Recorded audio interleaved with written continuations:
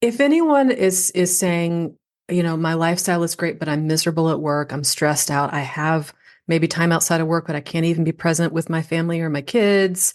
Is there all this is this as good as it gets? If that's what you're thinking, that's not as good as it gets. You're listening to Make Some Noise podcast, episode number 607 with guest Laura Sims.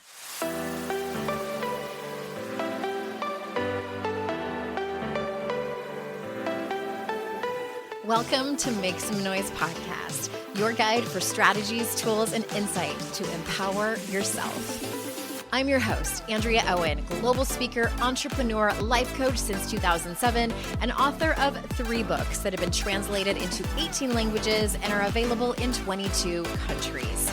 Each week, I'll bring you a guest or a lesson that will help you maximize unshakable confidence, master resilience, and make some noise in your life. You ready? Let's go. Hello, everyone. Welcome to another episode of the podcast. I'm so glad you're here. We're talking about work today. We are talking about work. I feel like this is an episode long overdue. I know that so many of you listening have 9-to-5s and sometimes face challenges there. So that is what we're talking about today with our guest, Laura Sims. But before we get into that, I wanted to remind you that I have some openings for private coaching right now. One of the things that I've been getting from clients that are coming to me that's been pretty common is burnout. Sometimes my clients don't even know that they're in it. They come and they're wanting help with their overwhelm. They're wanting help with getting their lives organized. They feel like, what's wrong with me? Why can't I just get my shit together? When really they're operating in a place of just their nervous system being fried for various reasons, which we talk about, which we uncover. So we go from there. I'm not going to say like what we do to remedy the challenge, the problem, because it looks different for everyone. There are some specifics that I get into. But if that's a place that you suspect that you're in or you know that you're in, head on over to andreaowen.com/links. And that's where the links for my private coaching is. And you can fill out an application. We can talk. I also work with people who struggle with boundaries, who struggle around just knowing what they want, like what's next for them in their life. And they want to have some support to go and get it. So andreaowen.com/links. All right, I'm so excited for today's guest. Let me tell you a little bit about her. Laura Sims is an expert in meaningful work who challenges conventional wisdom by asking people to ditch their passions and start with purpose. She's the creator of Your Career Homecoming, a celebrated career change program that helps people discover the meaningful work that's right for them. Her work has been featured by the U.S. News and World Report, Business Insider, and Psychology Today. So without further ado, here is Laura. Laura, thank you so much for being here. Yeah, I'm delighted to. I was telling you when we met a couple months ago, I'm like, why have I known you this long on the internet and not had you on? It's like it's a travesty that it's been this long, because career is one of those things that I think everyone will deal with, unless somebody isn't working right now. They probably have before in their life, or they might eventually. So I think that this is a topic that touches everyone. Where I would love to start is the question or challenge, I should say, that I get from a fair amount of my coaching clients, or just even women that I talk to in the community, especially for some reason, if there's any lawyers listening, I have had a fair amount of clients who are lawyers who are just like, I am in the golden handcuffs and I don't know what to do. So can you speak to that? Like people who are really just stuck and they love the lifestyle, that the income that their job brings them, but they want to go. Where should they look first in order to make that decision? So I think there's like a sequence of decisions to be made. Mm-hmm. And first is, do I stay or do I go? If anyone is saying, my lifestyle is great, but I'm miserable at work, I'm stressed out, I have maybe time outside of work, but I can't even be present with my family or my kids. Mm-hmm. Is there all this is this as good as it gets? If that's what you're thinking, that's not as good as it gets. That's just not. And I understand why people think that way and have that fear. But making that decision of, am I going to stay and just accept this is what I'm saying yes to, or am I going to go and build or find another way for myself. That's the first piece. Both outcomes are, I think, a little spooky for people. Sure. Sure. Because truthfully, there's pros and cons to both. Mm-hmm. Sometimes you do have to just get through a crunch period where it's like the kids are little or the finances, like we've, spent a little beyond our means. We got to catch up. Sometimes there is a crunch period like that where you do just need to buckle down and, like, for survival reasons, just kind of get through it. But for most people, if we're looking at the next 10, 15, 20, 30 years of your life, Mm-hmm. that's not sustainable. And that's not what anyone wants to sign up for. And eventually there's usually a tipping point where the cost outweigh the rewards. And it's like the golden handcuffs are digging into your wrists so hard that it's just not worth it anymore. And then it's time to say, and it doesn't even have to get that bad. People have different levels of kind of hitting bottom of whatever that means to them. But at some point it's so uncomfortable to stay that we got to say, well, what else is possible? Mm-hmm. And a huge assumption that people make is if they do something more meaningful, they will make less money. And it's not necessarily true. Not necessarily true. It's interesting that you say that about, people get to their own bottom and discover what the cost is at various places. I don't know how on earth I managed to do that at 22. I think I've told this story before on the podcast when I was talking about this before, but I had my first quote unquote, like, real job, like desk job and in an office. And I was an assistant buyer for a fairly decent size chain of retail stores.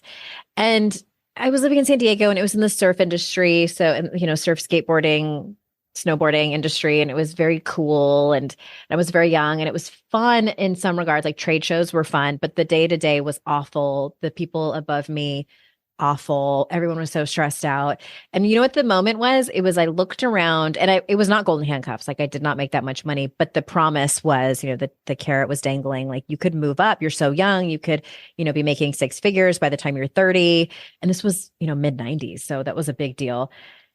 And I remember looking around at the people who were above me, and, like, this is what I aspired to be, like, their jobs. And I didn't like the way that they lived their life.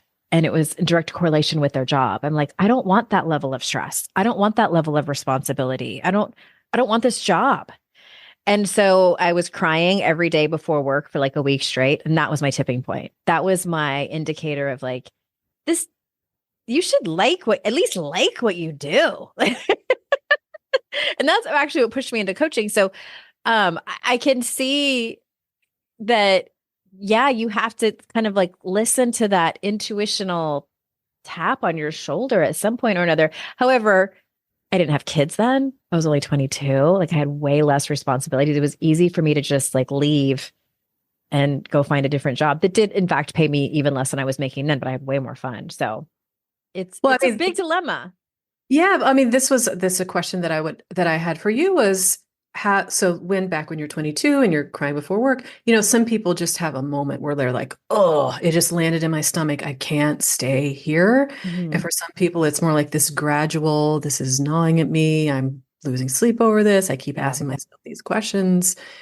But I'd be curious if the way you kind of figured out, or it came to you that this has to change, has that happened to you with other life transition points? Like, do you have a way that it's time to change? How does that arrive for you? 100%.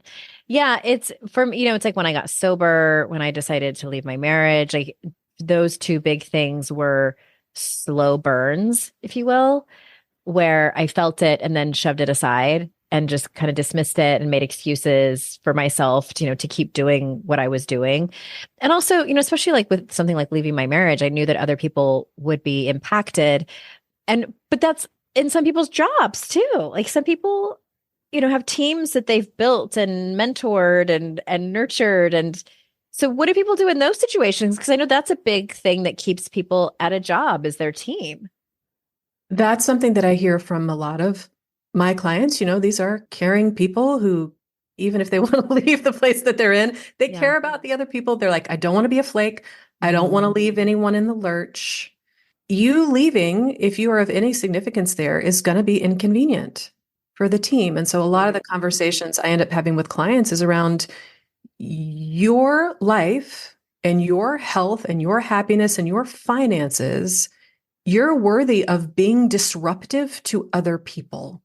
Now, we can talk about how do I quit with integrity, but that doesn't mean people aren't going to have feelings or it's not going to be inconvenient. When someone is in that, is this as good as it gets? We got to get you out of there, and it's going to create some waves, and that's okay. So it's more about getting to the place of accepting that it's going to be okay. I can't think of any organization I've left where the whole place is crumbled when I've gone. So what I mean, so if you're the only tent pole that is holding this whole thing up, also why? Yeah. That's an organizational structure issue that's not actually, unless you created the organization, it's not yours to solve for. And if you leave some rubble in your wake, then so be it. Maybe they'll do better next time and make your job the job of 2 people, or make your job the job of 3 people, or have some crossover in terms of who knows how to handle what you're handling. Yeah. I imagine that when people put down time and money and effort to work with you or a member of your team, that they've already made the decision, even if they come to you and say that they're wavering. Is that fair? Fair. And honestly, it's pretty much a prerequisite for doing this work. Okay. I mean, because it is this big lift, to make this kind of change. Someone's just not going to put in the effort if they're in that I'm not sure stage. Yeah. By the time people are working with me, they're like, I know I need to change. I know something needs to be different. I just don't know what that thing is. Right. So like they've made that decision, and now they're just on the, but I don't know what it is. I don't know. Am I starting a business? Am I looking for another job? Am I? Yeah. Yeah. Are there any other roadblocks that you see with the women that come to work with you, especially? Because there's the obvious one of, I know I want to leave my job or my career, but I don't know what's next for me. And that's what they're coming to work with you to help find out and solve that problem. Is there anything else that are obstacles that they might not even know about that you help them with? So I guess everybody's big question is, what's my thing? What is either they could be leaving corporate, they could have their own business and realize they have built their own set of golden handcuffs and they don't want to do that anymore.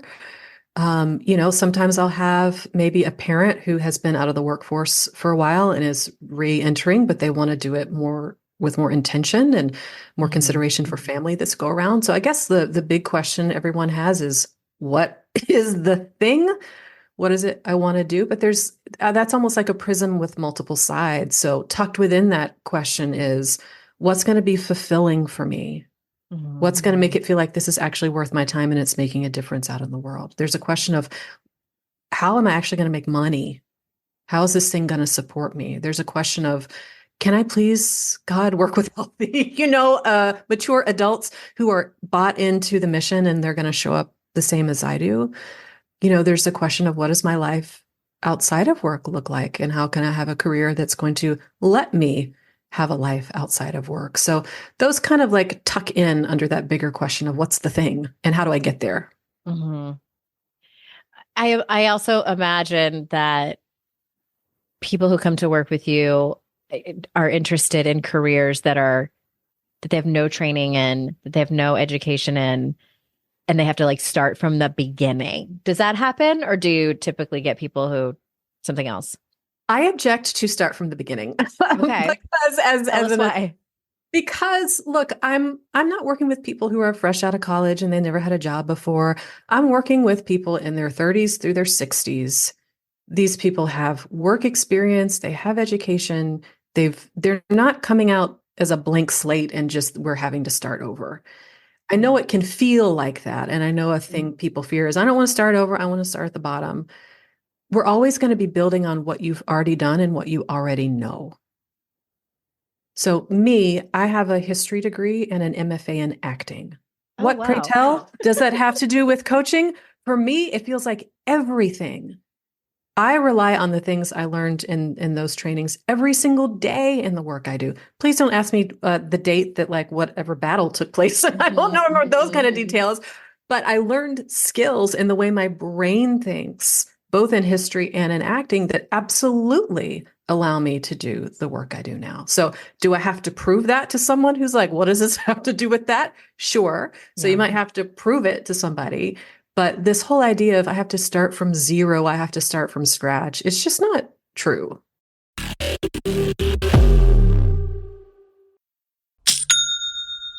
Shopify's already taken the cash register online, helping millions sell billions around the world. But did you know that Shopify can do the same thing at your retail store? Give your point of sale system a serious upgrade with Shopify.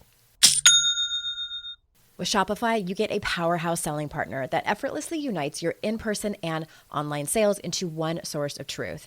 Track every sale across your business in one place and know exactly what's in stock. Connect with customers inline and online. Shopify helps you drive store traffic with plug-and-play tools built for marketing campaigns from TikTok to Instagram and beyond.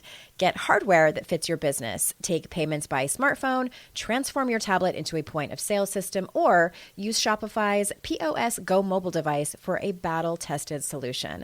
Sign up for a $1 per month trial period at shopify.com/noise, all lowercase. Go to shopify.com/noise to take your retail business to the next level today. Shopify.com/noise.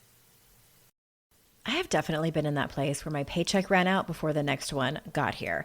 Life doesn't happen bi-weekly, so why should payday? The money you earn can be in your hands today with Earnin.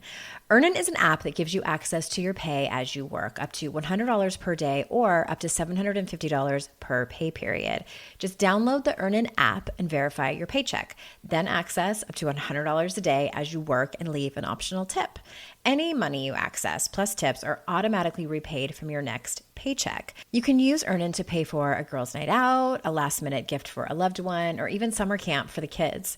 Make Earnin a part of your financial routine and join Earnin's over 3.5 million customers who say things like, when I think about Earnin, I think about financial stability, security. It gives me a lot of peace of mind. Download Earnin today, spelled EARNIN, in the Google Play or Apple App Store. When you download the Earnin app, type in noise under podcast when you sign up. It really, really helps the show.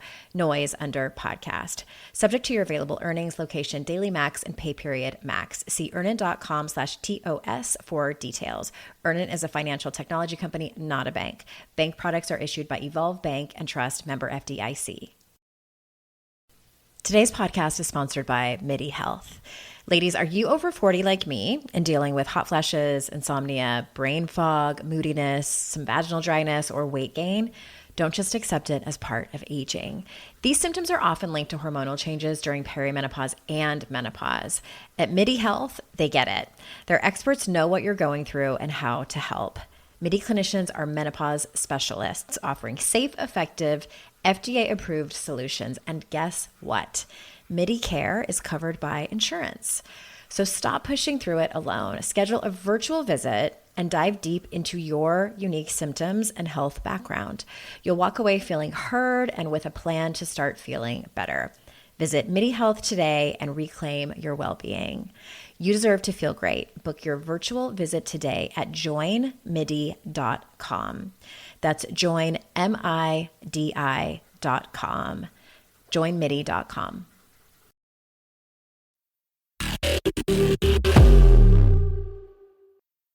Slightly shifting gears, because I'm on the fence about this.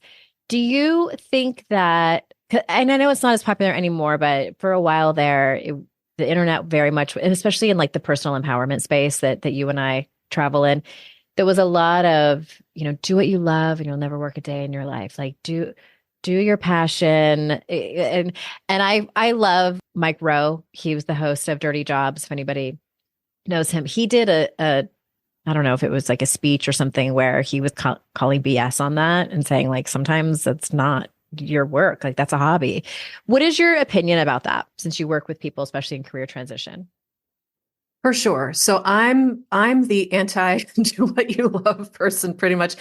Not because I don't want you to love what you do. I do. And my clients love what they do and I love what I do. But I don't use follow your passion as the way in. Mm-hmm. Because a lot of times, my passion is, guitar. My passion is painting. My passion is yoga. That's about you and your relationship to an activity. Or Mm-hmm. my passion is animals, my passion is gardening. Again, that's about you and a subject matter or you and an activity. What really makes for meaningful work is doing something that's in service to someone or something else. And so that's relational. And your hobby or your passion may not be highly valued by someone on a receiving end. You may not even think about someone on a receiving end because you're just over here, gardening or playing your guitar. And Mm-hmm. it's actually almost an inconvenience for you to have to think about, how does someone else value this? How do they need it? Do they desire it? What does it relate to them? So follow your passion can be a real trap because it does tend to be, and I don't mean this in a bad way, but it is self-centered. Mm-hmm. And when we're talking about meaningful work, we're talking about something that is relational, that is in service or needed by someone or something else. And that's not always where that lines up. Mm-hmm. Can you do something that is service oriented and meaningful to and matters to someone else and love it and be passionate about it? Absolutely. But I don't think follow your passion is the best door into that, if that makes sense. Yeah, it does. It's slightly related. I've had a handful of clients where they've been at a crossroads about whether or not, and I've been in this place, and I'm still transparently in this place about going to grad school, whether they're going back for a second master's or for the first time. And it's a big investment with time and money and energy. And so, and then what if they're not 100% sure that that's like ultimately what they want to do? Like they're kind of wavering on the fence. What advice do you have for those kind of people who are there? I would say it depends on your reason for going. Mhm. If you are going to grad school or going back to school to try to use that to figure out what you want to do, I would say slow No. down. It's Yeah. just so much time and money as an expense, and it's not designed to help you figure out, is this my thing? Doing something in academia is often much different than doing it out in the real world. So I wouldn't use it as a proving ground to be like, maybe if I like biology, I'll love being a biologist. Mhm. If you just want to have the experience of studying a thing, if you want the experience of having that level of training and mentorship and education, and you want to do it because you think it's going to make you a better person or you want the experience, go for it. But just be clear that that's why you're doing it. Mhm. And there's not necessarily like the golden ticket of here's the thing I'll do waiting for you at the end of it. Yeah, it's not a guarantee at the other end. I mean, I went to graduate school again, for acting. It's one of the best decisions I've made, not only in my career, but in my life. I wouldn't trade it for anything, because of what I learned and who I became and the relationships I made and just the education and the mentorship that was poured into me, the confidence that it built. I wouldn't, I was doing it because the intention was go be a professional actor. And that's what I did. What do you think when people have the opinion around meaningful work is selfish or meaningful work is, should be considered a luxury?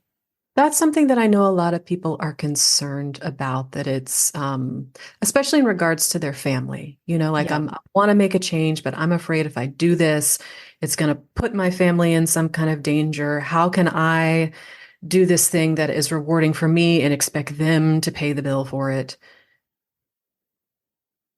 Think about meaningful work like this. Let's say that you're going to go get, I don't know, knee surgery, or you're going to go get your oil changed, or you're going to get your windows washed. All of these are services that are going to be provided. Would you rather get said services from someone who's going through the motion and just kind of punching a clock to get through it and get some money and go home? Or would you rather receive services from someone who enjoys what they do, are highly skilled at it? They get an innate sense of reward from engaging in the work, and they're well paid for it. Every single time, I would choose to have my knee busted open or my car checked or my Mhm. windows cleaned by someone who is doing work that they personally find rewarding. And I think it really ends up being win-win-win across the board when we can get the right people in the right kind of roles, Yeah. because they're going to provide better service. They're going to be more fulfilled while they do it. And if there's anything I've seen make a family unit or a relationship miserable, it's when one person starts to tank because they're so miserable in what they're doing from 9 to 5. I hear that.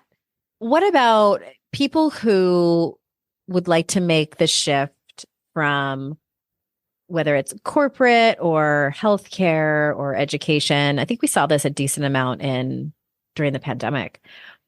People moving into entrepreneurship and kind of like doing their own thing, whether they're wanting to open up some kind of like brick and mortar or a service based uh, type of business. You have to sell yourself. And this was something that I discovered sort of the hard way. People ask me like, "Oh, were you like an entrepreneurial kid? Did you always have that entrepreneurial spirit?" I'm like, "No. Like I did not enjoy selling Girl Scout cookies. I was not the kid that had the lemonade stand. I fell into this because I loved coaching. And even when I was in training, did not even still realize that like, oh, this is like, and then not all life coaching, you have to be on your own. But I just thought clients would fall into my lap and it would be easy. So and I'm lucky too, because I'm outgoing, and I think that helps if you don't have like sales training or you don't love selling. I think it can be sort of one of those hard lessons where people have to quote unquote sell themselves. Not, the learning aside, the business acumen aside, it's the putting yourself out there that can be really hard for people. So what advice do you have for those people who are interested in entrepreneurship, but they're not as interested in selling themselves? Yes. So I love this question. I think you and I probably have very different personality types. I am not outgoing. I'm like very much introverted. I'm not shy, but I don't, I love a stage. Give me an audience and a microphone. I'm cool, but I do not need to be, I'm just not a bigger out there personality. And what I have learned about my work that I think will translate for a lot of folks is I'm not selling Laura Sims. My business name is not Laura Sims. I'm not trying to convince you how great I am and how smart I am and how rah, rah, rah, Laura Sims. I'm providing a service. I have intellectual property. I've created processes and frameworks to help clients get an outcome. But what I'm really selling is helping people make change for themselves. Transformation. I'm also not like a big social media person. You're not going to see my lunch on Instagram. You're not going to see what I'm doing on the weekend most of the time. I'm much more focused on this is about you. It's less about me. I mean, I'm there to facilitate and help, and I think maybe some of this comes from actor training. Again, it's not about me. It's about you. It's about my scene partner. It's about the story. It's about how do I show up in service to this bigger thing? So I had discomfort beginning with the selling yourself stuff. But at this point, I don't even think that I'm selling myself. Mm-hmm. I'm helping someone else decide if and how they want their own transformation. So we don't have to talk about Laura Sims that much because we're talking about you. Yeah. So it sounds like it's a mindset shift, because it can very much feel like you're putting yourself out on a stage or a platter and saying to people like, "Do you like me?" Again, I think this is all relational. Mm-hmm. And we partner well together? Yes or no? And I don't have a big upset if someone says no. Yeah. I don't think we can, because there's plenty of people I meet that I'm also like, no, I don't like nothing personal, but I don't think we will partner well together. Yeah. Or I just am not in need of the service. Right. So it's really more thinking about almost like the chemistry of two atoms rubbing into each other rather than like, will you love me and accept me? And am I good enough for you? I think if that's the energy someone is bringing into entrepreneurship, that's going to be a pretty rough ride. And so that self-work. And I think too, the more you work with clients and you're in partnership and you co-create transformation and results, just the more confidence it gives you that like, I know if I'm partnering with the right person, we've got this. We're gonna handle this. And And you go from that like faith and I hope I can make this work to now you just have the lived experience of like, yeah, this works out. It's magic. Yeah, Yeah. it just becomes magic, for lack of a better word. For lack of sounding like Drew Barrymore, it's magical. You mentioned something interesting that reminded me of a typical, we probably have some crossover in terms of the type of client that we tend to attract. And, that's typically women who have been brought up in a culture. This is what Make Some Noise was all about. Brought up in a culture that teaches us we are valued more if we don't make a fuss, like play by the rules, make everybody else comfortable, even at your own expense. So career transitioning pushes up against that. It is rocking the boat. It is being, like calling attention to yourself in a pretty decent way. Is that some of the work that you walk women through, or is that something that you have them do on their own? What does that look like? That's definitely a part of this. So, in any career transition, there's the strategy piece of what is the thing? How do I figure out how I'm going to get all these different needs met in this one career? But then, like any process of transformation, there's the identity piece of who do I have to be? How do I have to show up? What patterns in myself do I need to change? Otherwise, we'll put you in a new job, but if you're going to repeat the same behaviors, a lot of times you're just going to incite the same kind of dynamics. So part of what we're doing is also looking at what are your patterns, especially when it comes to career. Are you the kind of person who has a pattern of, I don't actually negotiate. I just take the first thing they offer because I think I'm lucky to have an offer? Mm-hmm. Am I the kind of person who continues to be the note taker and the brownie maker at all the meetings? And then I get stuck in that role because I think that's what I have to do to get liked. Mm-hmm. Am I the kind of person who bails when I get difficult feedback because I just don't want to have the uncomfortable feelings and I internalize it as rejection instead of a genuine bid for a way to help me improve? If we put those rotten behaviors in a new environment, guess what?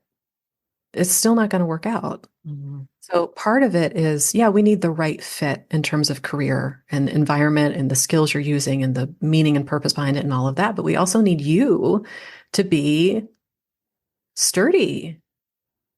I call the work I do your career homecoming because there is this bigger sense of, let's bring you back home to yourself and remember who you are and what you care about and what you have to offer and get that spine a little straighter, set some boundaries, make some decisions from there. I've had a feeling that was part of the work that you did, but I love the way that you articulated it. We need to take an ad break. And when we come back, I want to ask you about negotiating. So we'll be right back.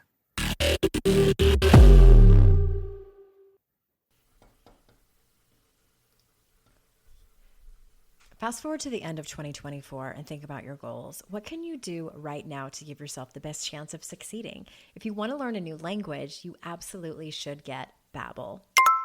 Don't pay hundreds of dollars for private tutors or waste hours on apps that don't really help you speak the language. Babbel's quick 10-minute lessons are handcrafted by over 200 language experts to help you start speaking a new language in as little as 3 weeks. Babbel's designed by real people for real conversations. Studies from Yale, Michigan State University, and others continue to prove Babbel is better. One study found that using Babbel for 15 hours is equivalent to a full semester at college. Now it's so easy to speak simple conversation phrases with the guy that takes care of my lawn without having to consult language apps. Here's a special limited time deal for our listeners. Right now, get up to 60% off your Babbel subscription, but only for our listeners at babbel.com/noise. Get up to 60% off at babbel.com/noise, spelled BABBEL.com/noise. Rules and restrictions may apply. When you're listening to a song on the radio and you get the profound feeling that the song playing was written about you? Now imagine having the power to gift that same incredible feeling to someone you love with an original song from Songfinch that actually is written just for them. Songfinch lets you create an original radio quality song inspired by your own life and the people you love. It's completely unique, personal, and lasts forever. Whether your song is for Father's Day, an upcoming graduation, wedding, or anniversary, or even just a gift to show your loved one how much you care, start your song now to lock in one of Songfinch's top artists. I gifted Songfinch to myself, a song about my late father, and I'm so excited to play you a clip. Flipping through the slides of learning how to live and how to love, and coming undone, a father daughters without, so she writes it down. One of my clients heard about Songfinch from this podcast, and so she had a song created for her son who was graduating, and she told me that they both cried when she played it for him and that it exceeded her expectations. For a limited time, Songfinch is letting our listeners upload their song to Spotify for free, so you and the lucky person you gift it to can listen to it anywhere, anytime. Go to songfinch.com/noise and start your song. After you purchase, you'll be prompted to add Spotify streaming for your original song for free, a $50 value. Again, my URL is songfinch.com/noise. Don't forget to share your song with us too. songfinch.com/noise. I'd like to introduce you to the Minimalist Moms podcast. It's hard enough being a mom, and the last thing you need is stress from too much stuff and an overcrowded schedule. For too long, I lived with the mindset that bigger was better, and the more I added to my life, instead of feeling better, I felt overwhelmed. It was time for a radical new mindset. Less is more. I'm not into extremes. I didn't throw everything away. My brand of minimalism is more about adding than subtracting.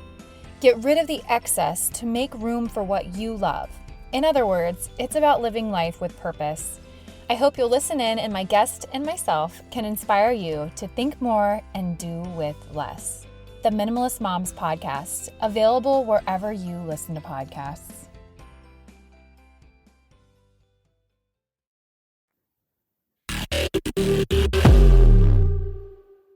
I had a woman on, gosh, it was at least a year ago, if not more. I'll pop the link in the show notes. I believe her name was Sarah Levine, if I'm not mistaken. I think the book was called Why Women Don't Ask.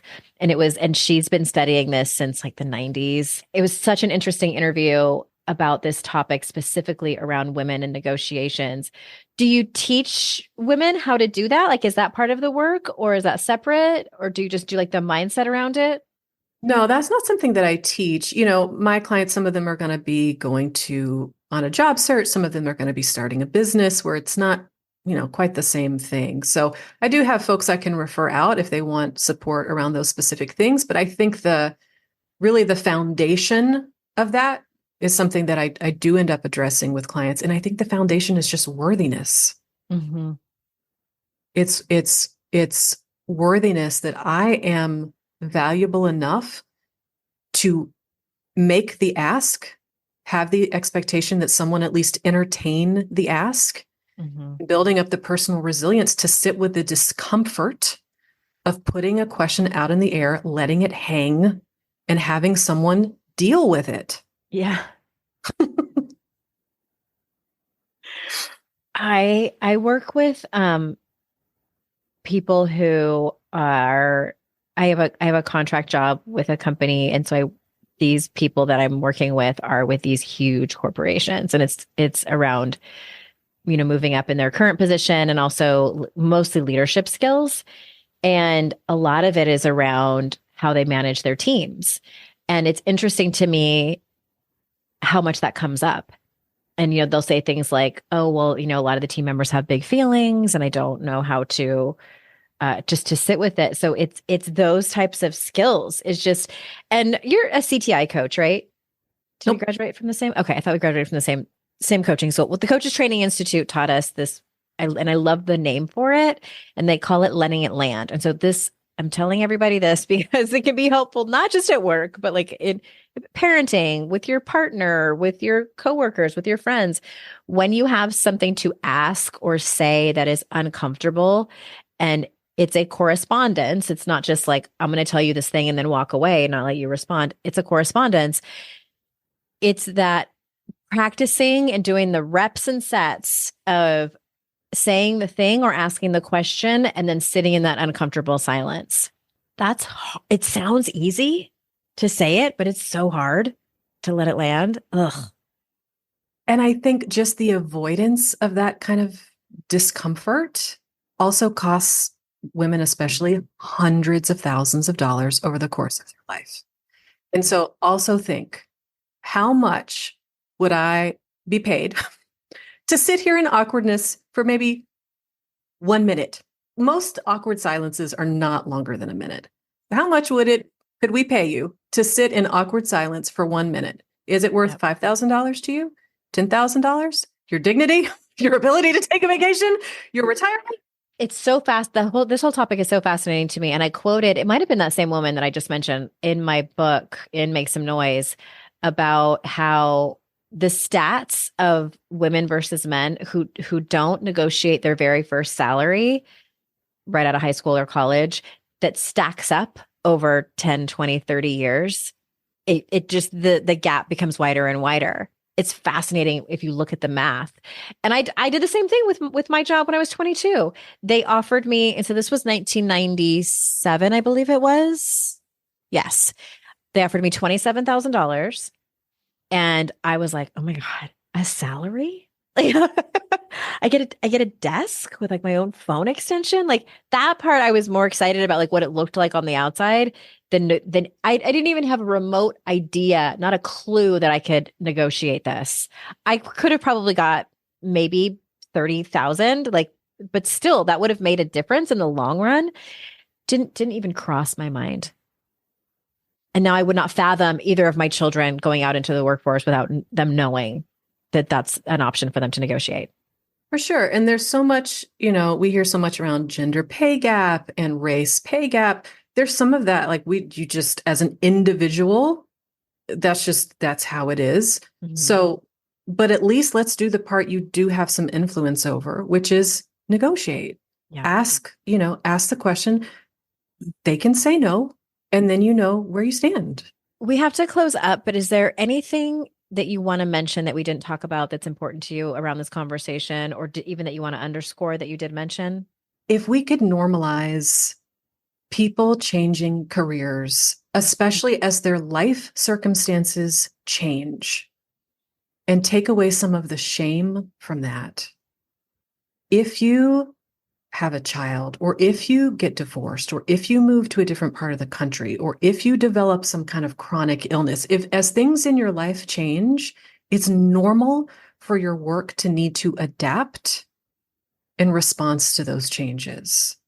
And I think if we could bake off some of the shame that people have around that, there's still the strategy piece of I got to figure out the right thing and what's going to meet my needs at this point, but the emotional toil this takes on people could be so much less if we just acknowledged when lives change, sometimes careers naturally need to change. I love that. What a great thing to end on. I appreciate that so much, because gone are the days where, because like my dad actually changed careers, but my mom was in the same career her whole life. And, both my parents expected that of me too. I was like, no, thanks. It's a different time. Yeah. Where do you want to send people to learn more about your work? You have a free training. Is that right? I do. Folks should come to yourcareerhomecoming.com. It's one of the nicest things I own. So please come and check it out. There's a really great free training there. I've watched it. I loved it. It was really good. Took lots of notes. It's, it's going to be different than a lot of the career stuff folks have heard. So I'd say check that out. Okay, for sure. We'll put that in the show notes, yourcareerhomecoming.com. And thank you so much for being here, Laura. Finally, glad to have you. Thank you for hosting me. Everyone listening, thank you for spending your time with me. Your time is so incredibly valuable, and I'm so grateful that you choose to spend it with me and my guests. And remember, it's our life's journey to make ourselves better humans, and our life's responsibility to make the world a better place. Bye for now. Hey listeners, if you work for a company that does professional development, did you know that I offer leadership training, more specifically empathy and assertiveness, and how it makes stronger teams? You can see more on my speaking page at AndreaOwen.com/speaking, where there's also a contact button there so you can fill out that form and let's chat.